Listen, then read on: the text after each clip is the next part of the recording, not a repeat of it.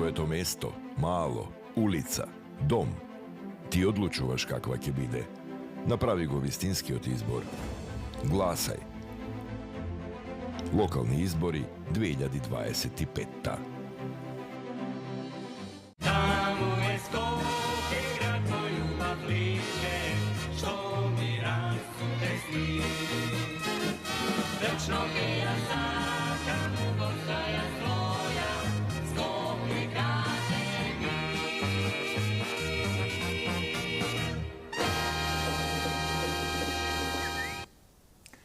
Вторник нешто повеќе од 18 часот и еден од редовните термини за Скопје ми е дома поврзани со локалната програма поврзана токму со предстојните локални избори 2025.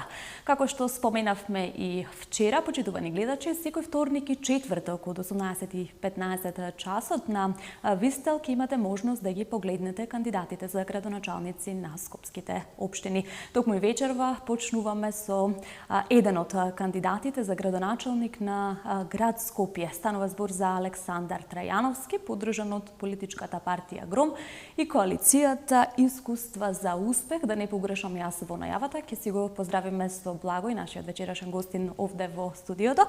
Александар, ви благодарам што ја прифативте нашата покана да бидете дел од Скопје ми е дома во кандидатското представување на кандидатите градоначалници за главниот град. Добро вечер и од мене само, и на почеток само да нагласам дека онака се шегувавме пред почетокот дека така символично, нели бројот 1 е на гласачкото ливче, па со представувањето на кандидатите почнуваме со првиот кандидат кој што го има редниот број 1. Добре дојде и од мене и се надевам дека ќе имаме можност и време, односно ќе го искористите времето и можноста за да представите вашата програма.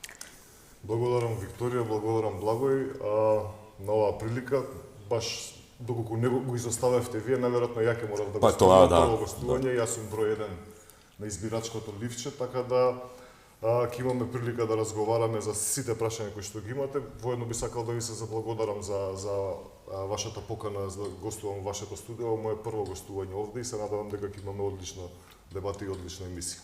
Се во знакот на единиците денеска. Александар, ни доаѓате од Советот на главниот град, сте били заменик градоначалник на град Скопје. Верувам дека сте и повеќе од запознан со реалните проблеми, можеби, кои што го окупираат Скопје и предизборно и пред тоа. Па верувам дека веќе ги имате и столбовите на кои што ќе почива вашата изборна програма во трката за градоначалник на главниот град. Да, јас доаѓам, ова ми е втор мандат во град Скопје како советник, кој што го привршувам. За жал морам да констатирам дека ова е најдушманскиот мандат во Советот на град Скопје и воопшто во историјата на градот Скопје, особено од политичката страна.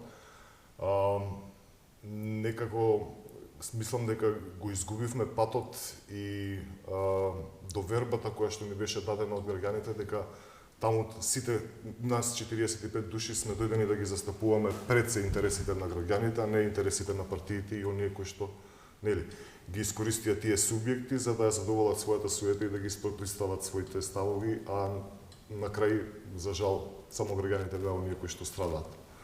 Градот Скопје е жива материја како и секоја општина или како секоја единица на локалната самоуправа. Таму има проблеми на дневна основа и на дневна база кои што треба да се третираат и да се обраќа внимание. Можам само да кажам дека во 2025 година, 21 век, ние ги уназидуваме постулатите на градот на една метропола и пред се на градот на солидарноста како што сме и познати во светот и во Европа. Се бориме да ги воспоставиме или да ги одржиме основните нивоа на еден град кој што треба да ги пружа како услуги и како стандарди на своите жители, на своите граѓани, наместо да зборуваме за некои современи начини, на современи технологии, некои модерни примери од светот кои што би требало да ги преземаме за да можеме да ги имплементираме кај нас. За кој што се надевав и дека требаше вистински да бидат овие избори и програмите и понудите од сите кандидати за градоначалници воедно, но еве, како што кажав, да не се повторувам, во 2025 ние ќе се бориме со ѓубрето на улиците, со недостатокот на притисокот на вода и секако со девастираниот јавен транспорт кој што граѓаните едноставно не можат да се потпрат и да го користат. Јас ки во овој разговор така веројатност да го оправдаме, бидејќи реагираше гостинот, вика сега на средина, јас меѓу двајца родители, веројатно ќе биде малку стегнато, да речем, во разговорот, ќе изигрувам опозиција, бидејќи некој мора да ви опонира, нема да опонирам, него ќе поставувам прашања кои што се логични, односно гледачите кои што ги прашале. Споменавте што не чини. Како ќе го смените? Или рековте да се врати имиџот на градот на солидарност и така натаму? Како? Бидејќи нели постојано се зборува дека постојано констатираме што не чини, меѓутоа сега сме тука да зборуваме за решенијата. Видете, јас, како што кажав, во овие 8 години можам да кажам дека ароганцијата и наетот испрати двајца градоначалници во политичка пензија и да не речеме историја. Така да сметам дека оваа особина воопшто во политиката треба целосно да биде искорената, нити па да биде манифестирано пред се не према граѓаните. А како да го препознаете, бидејќи повторно го насочуваме тоа? Граѓаните се ги абсорбираат информациите и пораките од политичарите на секој ден, мислам, можат самите да препознаат кој од кандидатите и понудата демонстрира арогантност, надменост. Обично во кампања сите сте фини. Ако е срдечен, јас на пример никогаш и во Советот не сум бегал од одговорност, секогаш сум стоел на располагање на говорница да разговарам и да дебатирам аргументирано, што е добро, секогаш сум поддржувал. Така и сум влегол во политиката, затоа што сметам дека особено локалната политика е она која што е непосредна со граѓаните, во локалните единици на самоуправа се решаваат човечки и фамилиарни судбини со реализација на нивните домови, на нивниот имотен капитал, на основните права на функционирање во едно општество. Од првиот момент кога ќе напуштите вашиот дом, значи улицата, урбанизацијата на малото, инфраструктурата подземна, надземна и секако безбедноста, хигиената во самата околина, така да со секој излегување од дома, секој граѓанин првично има допир со локалната политика и она што ние како градоначалници би требало да го манифестираме, а за жал во 2025 година можеме да констатираме дека потфрламе со задачите. Споменавте јавен транспорт, го споменавте сметот, колку што се сеќавам, барем сега во разговорот, и јас повторно ќе повторам прашањето, како ќе го подобрите или смените? Па еве повторно ќе се вратам на оно што почнав да го кажувам, значи ако граѓаните на Скопје изфрлиле двајца политичари, ги пратиле во политичка пензија, што манифестирале политичка суета и инет, сметам дека тоа повеќе не треба да му се случува на градот, особено некој ако бил чувствителен и осетил што се случувало во последниве години назад. Значи, ако страдаат граѓаните, ако страда градот, ако страдаат јавните предпријатија, значи ова не треба више да бидат предмети за политичка преписка и поткисување меѓу политичките фронтови. Сметате дека личните особини се побитни од компетентноста и стручноста во случајот? Пред се да, затоа што во наше општество некако така се наелектризира, се создаде таа поделба и во општеството, едноставно немаме кооперација кога се две институции се раководени од лица кои што се од различна политичка провиненција или партија. Сметам дека тоа како општество треба да го надминеме повеќе, затоа што особено во локалната навистина не е битно која партија била на власт додека се направила улицата, по таа улица водат сите граѓани, таа значи е јавно добро кое што сите користат и треба да ја уживаат. Да, меѓутоа еве и вие сте поддржан од политичка партија, сметате ли дека граѓаните овој пат ќе гласаат за човек, за представник градоначалник на главниот град, а не за представник на политичка партија?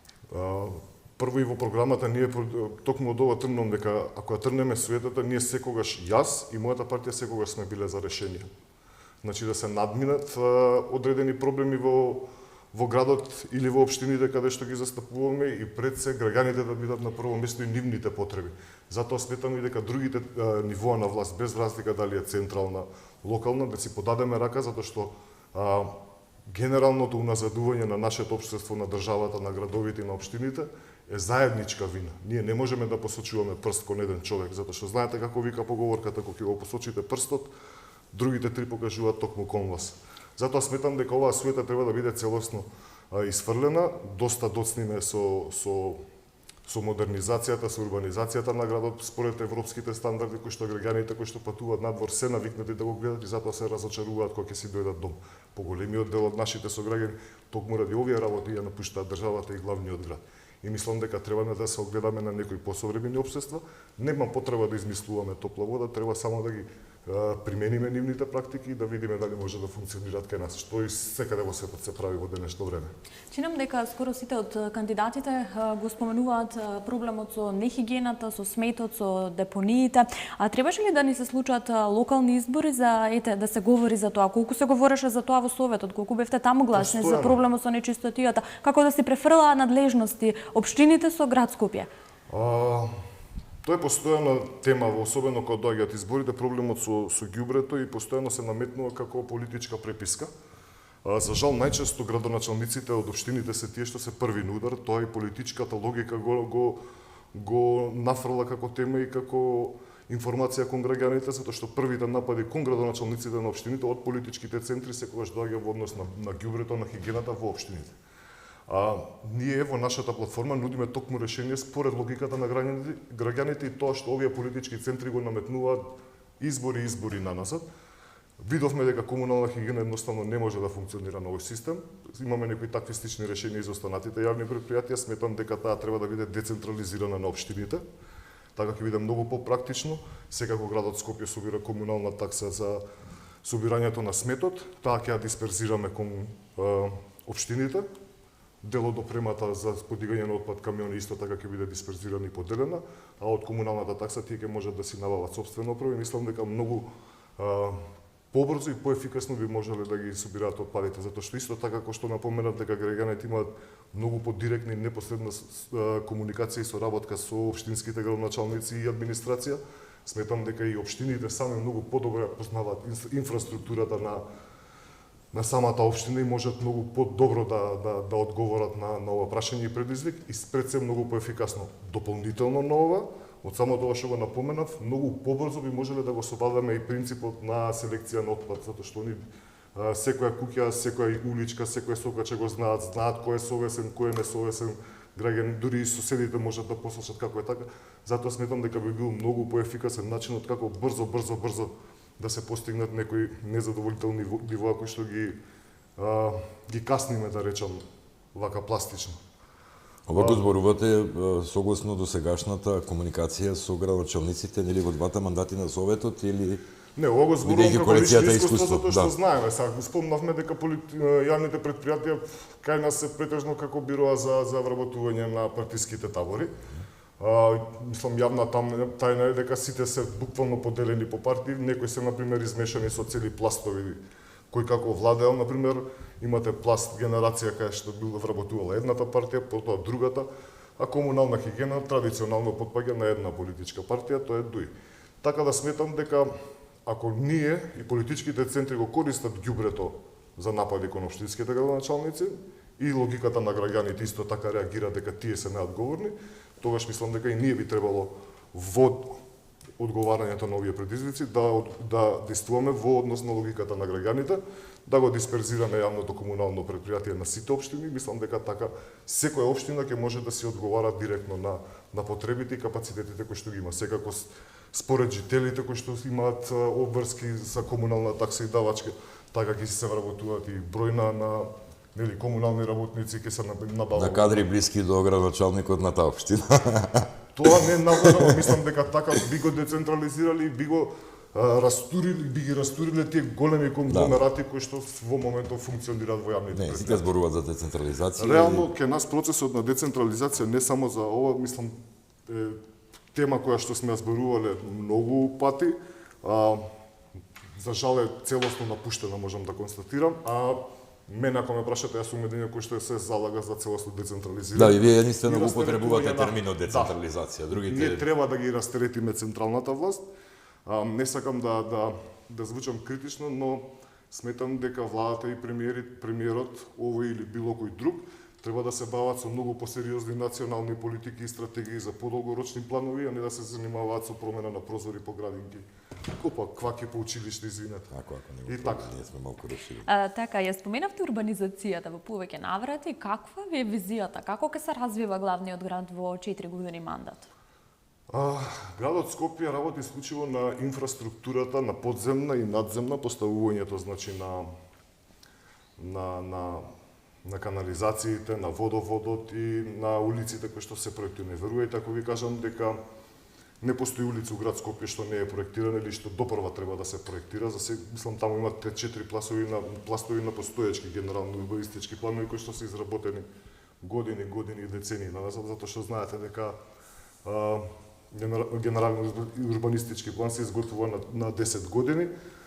Сметам дека овој план би требало да биде, дека да научиме од грешките, треба да биде доста потранспарентен и отворен за граѓаните, но не верувам дека ќе отстапува многу од претходните, затоа што и сите претходни генерални урбанистички планови исто така ја децентрализираат градската урбана зона и јадро и идат на дисперзија кон руралните и периферните единици на градот. Но се чини се наоѓа постојано некоја, она што го викаме популарно, дупка во законот или можности да се реализираат или да се влезе или да се добие градежна дозвола. Видете, кога ќе го измените законот за градба, значи тогаш треба да тропнете на една вратка, кон законодавниот дом кој што ги менува законите, во овој случај законот за градба и најверојатно Министерството за транспорт и врски. Општините и градот Скопје се само спроведувачи на тој закон и имплементирачи од аспект на параметрите и членовите на законот кои што се вметнати. Така да, мене ако ме прашате, ќе нас е малце смешно, да не речам дури манипулативно, каде што во А1 градба, што се води како индивидуално домување, се води се уште на 4 спрата, значи приземје, 2 спрата и поткровје, а сами знаете дека голем број од населението ни се оцелува, семејствата и фамилиарните единици не се веќе толку големи, не членуваат 5-6 члена, него се најмногу 3 до 4. Така да, тука сметам дека првиот импакт, ако сакаме да го направиме кон релаксирање на деталните урбанистички планови, е дека треба да се почне од индивидуалните домувања, односно А1 форматот, што всушност представува и што дозволува возможно да биде изградено. Го споменавте парламентот, меѓутоа град Скопје нели во своја надлежност има инспекции. Бевте член на Советот, повторно ќе повторам, во 2 мандати, па кој е вашето мислење за тоа како работат? Колку си ја работата и колку соодветно се работат? Градот Скопје нема ингеренција од аспект на дивоградбите и девијациите во урбанизмот. Градот Скопје има ингеренции само во поставување на дивоградби во однос на градската инфраструктура и јавниот простор, како улиците, булеварите и зелените површини. Мене ако ме прашате, ние во програмата предвидуваме нов центар, урбан планинг центар, затоа што каде да сум бил во Европа, благодарение на моето членување во Советот или преку други организации со кои што сум соработувал во институти, значи секој европски град и метропол има свој урбан планинг центар каде што може да го видите развојот и еволуцијата на градот од неговите почетоци па се до ден денес. Значи во Јапонија ако отидете и го имате дигитализирано целиот град Токио, каде што секој објект и зграда кој ќе го пипнете пишува податоци кога бил реновиран, цевки кога се сменети, колку жители има, сите граѓани кои што живеат во таа зграда, така да има многу примери кои што би можеле да ги земеме. Ја би дал и во една така визионерска, амбициозна, како да кажам, варијанта, што би сакал, например, да можеме еден од најмаркантните објекти на архитектурата во градот Скопје, тоа е објектот на пошта, да биде превземен или доделен на градот Скопје и токму онаа купола кој што веќе 20 години стои отворена и буквално ни растат жбунови вонатре, да биде представена како урбанистичкиот центар на градот Скопје, каде што би можеле да бидат изложени не само мапите на градот, него буквално и сите детални урбанистички планови од општините, за да граѓаните стварно добијат представа дека транспарентно можат да се информираат и да дојдат во секое време да видат каде што се случува и што се развива во градот. Ги споменавме граѓаните, обично нели во кампања сите им пристапувате, вие денеска нели бевте на терен колку што знам. И веројатно и следните денови ќе бидат уште понапорни во комуникација. Кој е вашиот впечаток во смисла на надлежностите? Знаат ли граѓаните кој за што е надлежен и каде што треба да бараат? Дали општините доволно, вклучувајќи го и град Скопје, прават доволно за да ги едуцираат нели своите граѓани, или тоа само за избори се манипулира? Мислам дека никој не ме интересува едуцирање на граѓаните. Нас на политичките табори им одговара неинформираноста на граѓаните и секогаш се користи токму во овие преписки и мавање со снежни топлики, што би можел вака да го наречам јас народно кажано. Инспекцијските служби кажав дека конкретно имаме градежен државен инспекторат, каде што знаете дека во Скопје не се сеќавам кога последен пат интервенирал на Дивоград, без разлика во која општина станува збор. И тука би сакал да седнеме со општините, дали преку ЗЕЛС или доколку ја добиам довербата на граѓаните секако. Мислам дека градот Скопје треба да го превземе инспекцијскиот надзор и интервенциите во градот, во сите општини, затоа што знаете дека и самите општини не можат да одговорат на потребите и капацитетите, имаат по еден инспектор градежен, некои дури општини едно исто лице го користат, 2 до 3 општини си го превземаат и си го позајмуваат. Треба да се размислува во насока на нова систематизација која што ќе го овозможи токму овие позиции во систематизацијата на општините на градот да бидат со зголемени плати за да можат да станат атрактивни за луѓето кои што работат оваа работа да се нафатат. Знаете, не е лесно да бидете инспектор, ви се постојано сте изложени на закани, на апели, на тајни пораки, на скриени пораки кои што нели ве опомнуваат во некои, да не речам, полусомнителни или сомнителни или обвинителни акти, така да овие луѓе треба да бидат заштитени, треба да бидат комотни и да бидат охрабрени доколку сакаме навистина да се справиме со девијацијата и дивоградбите во градот на буквално на цела територија на градот Скопје, во сите општини. Имате ли реални решенија во вашата предизборна програма? Јас повторно ќе го споменам овде јавниот превоз и во претходните избори на граѓаните им беше ветуван и бесплатен јавен превоз и трамваи, чинам. Дали имате вие конкретни решенија што ќе превземете за јавниот превоз како црна точка и црна дамка да се подобри да? Видете, не е тајна, значи више и врапчињата знаат дека на Скопје може да стасуваат 200 автобуси. Сите ќе ги ветуваме кандидати во оваа изборна трка, затоа што сите знаеме дека тоа навистина му треба. Некои од тие кандидати за членови на Совет исто така се причинители токму зашто немаме се уште автобуси. Разбирате? И јас како дел од Советот и други советнички групи и сега кандидати повторно за членови на Советот се актуелни советници кои што не овозможиле да купиме автобуси. Тоа е поразителниот факт. Ви владата да ви најавува во неколку наврати дека ќе набави одредени автобуси, првиот оглас пропадна, вториот допрва после изборите ќе се распишува. Кога ќе стигнат тие 80 од 120, прашањето е дали ќе стигнат оваа година воопшто. Значи, ако ние имавме одговорен совет во овие 4 години, без разлика на која политичка провиненца доаѓа, ние досега ќе имавме одобрено набавка и ќе разгледувавме опции кои автобуси да ни пристигнат или можеби требаше да почнат да пристигнуваат првите. Заедно дополнително со поддршката од владата. Ако бевме едно здраво и нормално општество.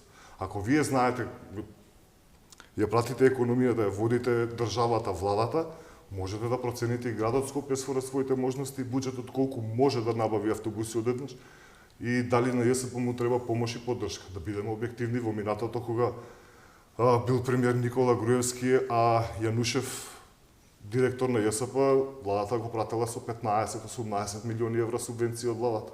Сега оваа советничка група на оваа партија не дозволува ни 2 милиона евра субвенции да се дадат од владата. Ние имаме проблем со законите и одредбите и одлуките на владата кој треба да биде субвенциониран превоз. Ме разбирате? Значи, ако во тоа време се донело закон со кој што пензионерите се ослободуваат од плаќање, потоа со одлука се ослободени и студентите. Така да, таа одлука требало после одредено време да биде преточена исто така во закон. Така да не беше смешно ни ветувањето дека ние можеме да имаме бесплатен јавен превоз. Да, за граѓаните, но секогаш ќе биде субвенциониран од страна на државата. Таков и случајот со Белград реално да правиме мове. Белград има бесплатен превоз од 1 април, затоа што е целосно субвенциониран од државата. Вака лаички сега, веројатно не се пластични примери. Не, некој гледач би го заклучил, ве сватив тоа што го зборувате. Минатите локални избори беа пред парламентарните, парламентарните беа пред една година. Дали тоа значи дека од ова што го зборувате, јас како граѓанин и гледач дома би заклучил дека новиот градоначалник мора да има одлични односи со владата, бидејќи ќе имаме проблем. Некој така ги постави работите. Некој така и ја води кампањата. Знаете како го разбирам јас тоа? Значи, не, зборувам практично. Ако до сегашното искуство ви зборува дека... Вака ќе ви кажам најпластично. Значи, јас сум дел од коалицијата во 2021, бев од коалицијата која што ветуваше 250 нови автобуси и бесплатен јавен превоз. Добро. Ме разбирате? таа политичка партија се скара со градоначалничката. Сега, без разлика за нивниот конфликт, тоа нивните ветувања пред граѓаните биле исти како таа градоначалничка. Зашто они не ја спроведува политиката и понудата која што ја добија довербата од граѓаните? Јас, например, продолжив до самиот крај на мандатот. И јас во времето на моето членување во Советот имав конфликт со градоначалничката, но тоа мене не ме спречи јас да бидам конзистентен во поддршката дека ние треба да набавиме нови автобуси. Добро, не бев против откако се скарав дека треба да набавиме нови камиони за подигање на сметот. Јас само сакав практично да ја поедноставам. Ја Го посочивте примерот со Никола Груевски, односно тоа време кога владата субвенционирала, и она што логично ми паѓа на памет како прашање е дали сметате дека вие доколку утре станете градоначалник на Скопје, владата би ве субвенционирала? Не е проблемот за градот Скопје, проблемот е владата и тој што ја води владата зошто не ги поддржува оние општини и градоначалници. Владата, луѓето ја изгласаа минатата година.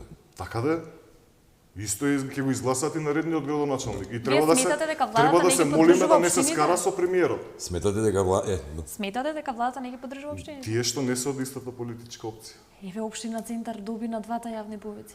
Не знам што доби општина Центар. Не знаеме што доби. Ќе го имаме градоначалникот, па ќе во однос на другите општини што ги имаат добиено, не знам дали е така.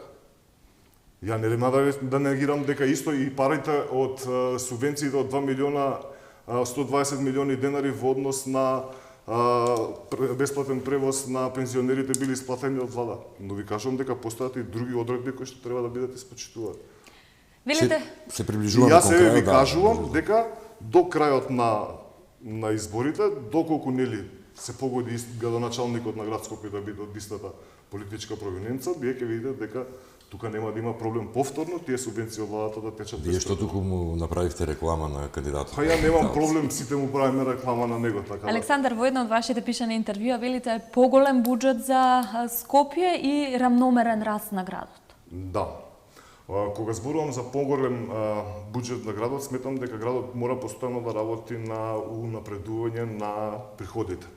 Кај нас не само градот и општините, некои општини се уште не го продолжуваат даночната дисциплина на своето население и имате општини со огромни разлики, например имате општини каде што имотот е подпишан над 90% даночната дисциплина и кој што граѓаните си ја плаќаат се повеќе од 80%, додека имате општини каде што тоа не е ни 40%, во некои дури општини е и под 30%. Во некои општини не се должи тоа само на граѓаните, туку веројатно и на компетентноста на администрацијата на општината и да не зборувам, нели споменавте дека нема луѓе и така. Проблемот е катастар, секогаш е притисам сите податоци се црпат од катастар. Општината може да излезе во својот сегмент од урбанизам и просторно планирање да го попише имотот и да види дали фактичката состојба на терен соодветствува со она што го пишува во даночната. Не зборувам за банални работи, од типот на достава, известување, предупредување. Не, ви кажам, доволно е само да го попишеме данокот и ќе ги зголемиме не само приходите на градот Скопје, ако го нормализираме според она што е изградено во Скопје, не само Скопје, него и општините ќе имаат многу повеќе средства за да реализираат граѓански проекти. Чинам дека делот со дисперзирањето го опфативме во врска со децентрализацијата. Јас би сакал, бидејќи сме пред крајот од режијата, не предупредуваат, имаме уште малку време, меѓутоа ќе ви кои ајде вака од пет работи би ги нагласиле. Ние вчера не знам доколку не следевте, веројатно бевте на терен, прашувавме и вештачката интелигенција кои се петте проблеми, па ги посочи. Кои 5 проблеми според вас вчера требаше да почнат да се решаваат? Пред 4 години требаше да почнеме набавката на нови автобуси. Пред 5 години требаше да започне имплементацијата на проектот БРТ систем, затоа што и тој во втората фаза предвидува набавка на 60 автобуси. Ако бевме паметни, тука можевме да направиме одлична композиција од двата проекти и многу порано да го превенираме девастирањето на јавниот превоз и услугата кон граѓаните. Имајте во предвид дека ЈСП, иако е под ингеренција на градот Скопје, тоа е стратешко претпријатие за државата. Во него се возат луѓе од сите градови кои што доаѓаат во Скопје на дневна основа да си вршат работа, не дај Боже да идат до болници, во здравствените центри, социјален момент, пензионери, млади и така натаму. Исто така, значи прва одлика на туристите кои ќе дојдат што сакаат да го видат да се возат со јавниот превоз, значи кога ќе видите тоа е стварно страшна слика. Втората работа е веднаш хигиената, која што сметам дека пак ќе кажам срамота е да го дискутираме во 21 век, но со овој систем мислам дека општините брзо би реагирале, а градот Скопје ќе треба да се насочи во инвестирање на обработка и процесирање на отпадот, во кој што би можеле да добиваме и реагенси и суровини кои што потоа би требале да се произведуваат, да се преработуваат во готови производи. Една студија или анализа што 10 години го прогонува предпријатието Водовод и канализација дека ние имаме 50% загуба во водоводната инфраструктура. Тоа значи дека секој втор литар вода не завршува во чешмите на граѓаните. Ја предвидувам еден современ метод кој што и јас и представници од Водовод и од Советот на град Скопје и неколку градоначалници сме го погледнале на неколку места низ Европа во други градови, вклучувајќи го и Загреб, каде што сметам дека за една година би можеле да ја преполовиме загубата и да не се доведуваме до вакви рестрикции кои што беше ова лето. Александар, полека ќе заокружуваме. Благој, пред така, да не имаш нешто да додадеш? Да не ја должиме темата. Јас би сакала при самиот крај да прашам каква кампања очекувате, веќе почна изборната кампања и за кој Александра Трајановски ќе гласаат граѓаните, за оној советникот од град Скопје или можеби? Видете, јас не сум поразличен од оној што беше вчера и што ќе бидам утре на седницата на Советот. Тоа ви го кажав јас, без разлика од моите разидување со колегите советници од ВМРО ДПМН, јас останав конзистентен на оно што го ветивме заедно пред граѓаните, вклучувајќи го и со градоначалничката Данела Арсовска. Мислам дека кај нас многу и луѓето и дел од политичарите, особено членовите на Совет, не прават дистинкција од институцијата градоначалник и лицето која што ја врши функцијата. Значи, јас ако сум се нафатил да ја вршам функцијата советник во градот Скопје и сум ја добил довербата, јас таа институција Совет морам да ја почитувам, пошто за таа функција добивам исто така надомест месечен паушал. Никогаш не сум си заминал од седница, сум присуствувал и болен. Имаме колеги советници кои што доаѓаат, подпишуваат и си одат. Тоа доколку ме прашате и доколку би ја добил довербата од граѓаните, уште во првите месец дена би го сменил деловникот за работа, затоа што тоа е стварно крајно непочитување прво према граѓаните, буџетските средства кои што ги трошите, тоа се нивни, и сега кон институциите Совет на град Скопје и градоначалник. Исто така и моето разидување со Данела Арсовска беше со Данела Арсовска, но не и со градоначалник на градот Скопје. Јас си останав доследен да ја почитувам таа институција. Благодарам. И да работам исклучиво во интересот на граѓаните, така да и утре и понатаму секогаш кога ќе добивам довербата, мојот прв и бројден интерес ќе биде потребите на граѓаните. Ви благодарам што ја прифативте уште еднаш нашата покана. Ви посакувам успешна кампања. Јас ви благодарам на крабоста што бевте први и го скршивме мразот. Да, ви благодарам и на вас. Интересни прашања, интересна дебата, се надевам ќе имаме и друга прилика. Така, почитувани гледачи, тоа беше Скопје ми е дома, поврзано со представувањето на кандидатите за градоначалници на главниот град, односно на Скопје. Во ова издание нагости во студиото на Вистел го имавме Александар Трајановски, поддржан од политичката партија Гром и коалицијата. Се надевам дека го запознавме овој кандидат за градоначалник на главниот град. Јас ќе посакам да не го менувате каналот, веќе во 21:15 започнува нашето Скопје со секако нов гостин во студиото. Останете на Вистел. Таму е Скопје, град мој љубав лише, што ми расуте сни. Вечно ќе ја сакам во